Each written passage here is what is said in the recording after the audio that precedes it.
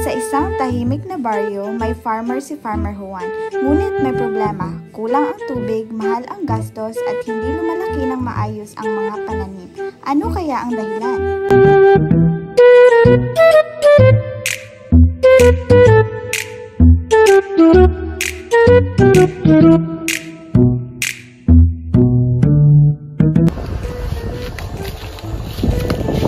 Pedro, bakit puro putik at baha ang gulayan? Parang nalulunod na ang okra at sitaw.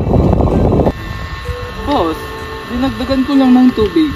Sabi ko kasi, the more the better, para sure. Pero Pedro, gulayan ito, hindi ito swimming pool.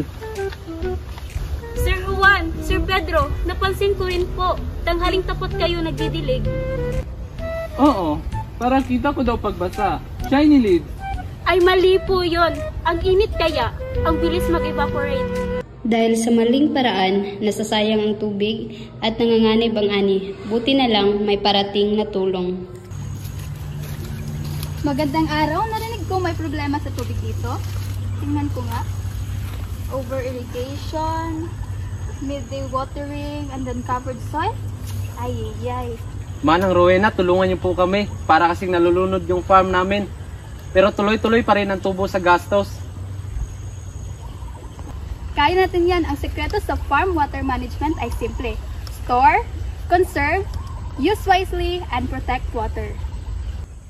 Ma'am, ano po ba ang tamang methods sa farm? So, makinig. Lalo ka na, Pedro. Ito ang main methods. Rainwater harvesting. Gumawa ng imbakan ng ulan tulad ng farm pond o catch basin. Efficient irrigation. Gamitin ang drip o sprinkler system para bawas tapon. Mulching. Takpan ang lupa ng dayami o dahon para hindi agad matuyo. Contour farming o terracing para hindi tumakbo ang tubig sa mga dalisdis. Groundwater recharge. Gumawa ng check dam o soak pit para bumalik ang tubig sa ilalim ng lupa. Ayos yan, pero ano naman ang do's and don'ts? So, ito ang water irrigation do's and don'ts. Here's the do's. Magdilig early morning or late afternoon to minimize water evaporation. Number 2. Fix leaks agad to prevent water wastage. Number 3. Test soil moisture bago magdilig to ensure plants get the right amount of water. Number 4. Use mulch and organic matter to retain soil moisture and improve soil health. Number 5. Lastly, test soil moisture bago magdilig to ensure plants get the right amount of water.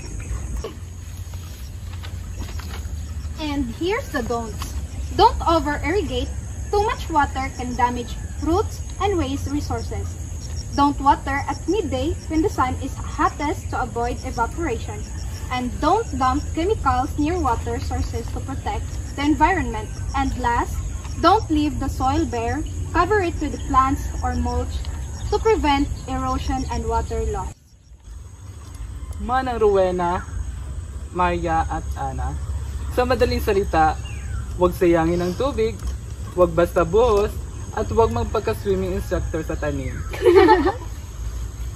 Sinunod nila Juan at Pedro ang mga payo. Naglagay sila ng mulch, inayos ang schedule ng dilig at nag-imbak ng tubig ulan. Ang ganda ng resulta, luntiang-luntian na. Hindi ubos ang tubig, hindi ubos ang budget.